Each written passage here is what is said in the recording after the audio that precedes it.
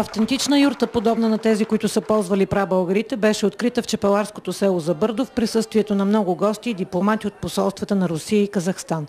Юртата побира 30 души едновременно и е изработена изцяло от естествени материали. Ширината е 6 метра в диаметър, а височината близо 4 метра. Домакините разказаха и за символиката на древното жилище. Силно е поверието, че тя е катализатор на положителна енергия. И в източния фолклор юртата се асоциира с създаването на света. Вратата е прехода от един в друг свят, а прага символизира границата между външния свят и този на хората.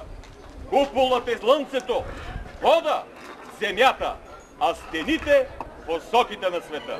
Слънце е изобразено и под купола на юртата. Слънцето, той е най-големият източник на енергия и едно огнище имаме, също което е източник на енергия. Значи, когато намаля слънцето, хората палят огън, за да може да подхранят слънцето. Така е поверието.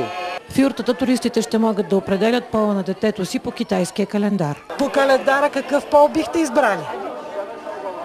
Ами аз пак бих избрала момиче, но мисля, че мъжа ми би искал момче.